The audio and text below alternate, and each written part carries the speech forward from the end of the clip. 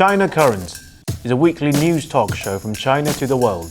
We cover viral news about China every week and also give you the newest updates on China's cutting-edge technologies. Let's get started. Welcome to China Current, your weekly news report on what's happening in China. I'm Lisa. In this episode, the Chinese people now have their own version of Starlink. China called for American athletes to take more anti-doping tests. The Chinese Navy has responded to provocations from the Philippines. China calls on the international community to help Sudan alleviate its humanitarian crisis. The British Foreign Secretary plans to visit China. Let's start with the news that might worry Elon Musk the most. On the 6th of August, a Long March 6A rocket lifted off from the Taiyuan Launch Center and carried 18 satellites into orbit. This kicks off China's ambitious project called 1,000 Sails. In 2024, the project plans to launch 108 more satellites with a goal of deploying 648 satellites in the first phase. By the end of 2030, the network will offer global coverage with the ultimate aim of connecting mobile phones worldwide via 15,000 satellites, allowing you to browse TikTok in the middle of the Sahara Desert. The program is operated by Shanghai Spacecom Satellite Technology Limited, and it's not just about reaching remote areas. The 1,000 Sails network will also enhance internet speed in regions that already have coverage. For example, satellite communication from Shanghai to New York over a distance of about 150,000 kilometers will have a latency of around 50 milliseconds. That is faster than submarine cables, which relies on multiple routers and undersea cables. The 1,000 Sail project is also a more economically friendly method for developing countries to enjoy faster internet. Currently, communication base stations cover less than 6% of the global surface area. Although 5G internet is faster, the surface area provided by a 5G base station is smaller than a 4G base station. Connecting the entire world with 5G wireless network might require 10 million base stations, costing around $220 billion in construction and $21 billion annually in electricity fees. However, providing global 5G network service via satellite is much cheaper. For example, the second-generation Iridium satellite network costs $3 billion and has a lifespan of 10 to 15 years and an annually depreciation cost of approximately $300 million. China's 1,000 Sails project and SpaceX Starlink plans are similar in function but have many differences. For instance, to ensure stronger 5G network signals received by mobile phones, the 1,000 Sails project will lower the satellite network altitude to 300 to 500 kilometers, while Starlink satellites orbit at an altitude of 550 kilometers. Additionally, all 18 satellites launched in the first batch were deployed by the Shanghai Engineering Center for Microsatellites. According to Cao Caixia, the project's chief designer, a typical satellite takes about 3 to 5 years from component procurement to satellite production, and now it can be accomplished in under 2 days on Shanghai's fully automated production line, which can produce over 300 satellites annually.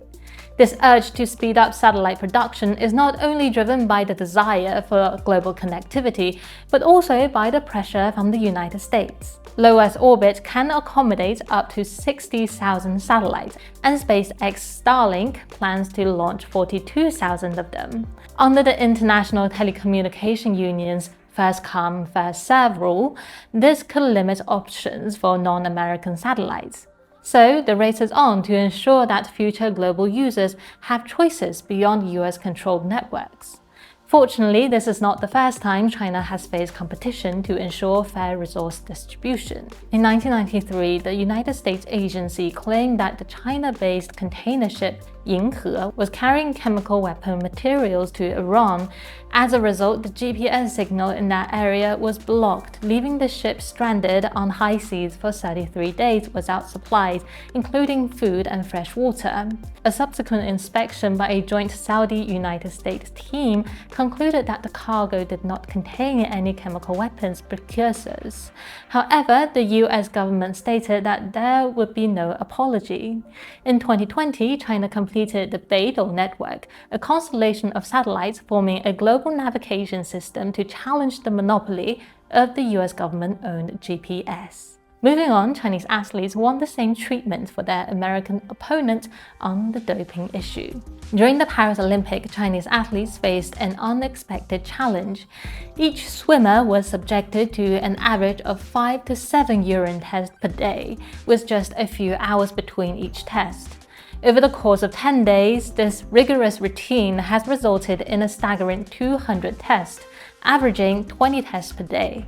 The World Anti-Doping Agency required frequent testing in high-risk areas, typically 3 times a day for 75% of athletes. However, for Chinese athletes, the frequency has far exceeded this standard, with conservative estimates suggesting more than double the usual requirement. Additionally, as many as 95% of Chinese athletes have been tested. In this context, the concept of fairness becomes fairly questionable. On the 8th of August, the China's anti-doping agency pointed out that the United States has never issued warning to its athletes about potential contamination from meat.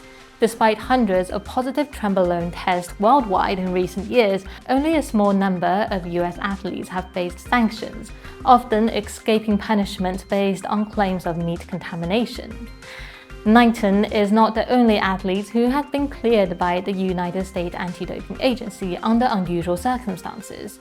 Gil Roberts, an American Olympic champion in relay race, was exonerated in 2017, claiming his positive test was caused by kissing his girlfriend. However, Roberts tested positive again in 2022, resulting in a 16-month suspension. The president of WADA has stated that the United States is one of the world's largest markets for illicit steroid and performance-enhancing drugs. And according to a recent WADA statement, 31% of US athletes were not sufficiently tested in the 12 months leading up to the Tokyo Games. Except for the American athletes doping issue, the Philippines is also on the radar. On the 7th of August, the Philippines conducted a joint military exercise with the US, Canada, and Australia in the South China Sea.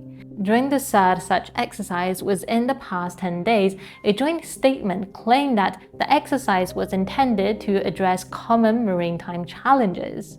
Western media outlets have been quick to highlight the participation of 4 countries in this drill. However, the reality on the water was different. The 3 Chinese destroyers shadowing the exercise noted that only 4 ships actually participated. Meanwhile, China also organized its Navy and Air Forces to conduct a joint patrol near Huangyan Island in the South China Sea. Unlike a similar exercise in April, Chinese state media did not disclose the specific region of this drill, giving Philippine Navy a chance to practice the recognized skills. Considering that China's South Sea Fleet has more than 120 warships, this test may not be too challenging. The crisis in the South China Sea may be under control, but Sudan's humanitarian crisis continues. On the 6th of August, China's representative spoke at the UN Security Council and emphasized the humanitarian situation in Sudan. With the conflict in Sudan stepping into its 16th month, China has noted the recent reports by the IPC Famine Review Committee and is deeply concerned about the humanitarian situation in Sudan, particularly the severe food crisis highlighted in the report.